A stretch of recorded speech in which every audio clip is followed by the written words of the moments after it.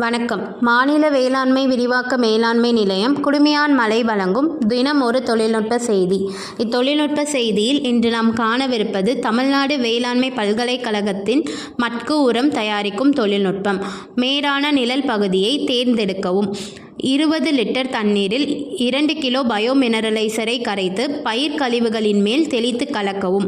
பயிர் கழிவுகள் மற்றும் மாட்டு சாணம் அடுத்தடுத்த அடுக்கில் நிரப்பவும். தண்ணீர் தெளித்து 4 அடி வரை நிலையான குவியல் அமைக்கவும். காற்றோட்ட வசதியினை ஏற்படுத்த 15 நாட்களுக்கு ஒரு முறை உள்ளடக்கத்தை கிளறிவிடவும். 60% ஈரப்பதத்தை பராமரிக்கவும். பயோ மினரலைசர் கிடைக்கும் இடம் வேளாண் நுண்ணுயிர் துறை, தமிழ்நாடு வேளாண்மை பல்கலைக்கழகம், கோயம்புத்தூர். இந்திய வேளாண் ஆராய்ச்சி நிறுவன பூசா, நியூ டெல்லியின் மட்கு உரம் தயாரிப்பு தொழில்நுட்பம். பூசா பயோ கேப்சூல்களில் செறிவூட்டப்பட்ட பூஞ்சை மற்றும் பாக்டீரியா நுண்ணுயிர்களின் கூட்டமைப்பு உள்ளது. ஒரு கேப்சூல் 15 கிராம், அதாவது ஒரு பொதியில் 20 பயோ கேப்சூல்கள் இருக்கும்.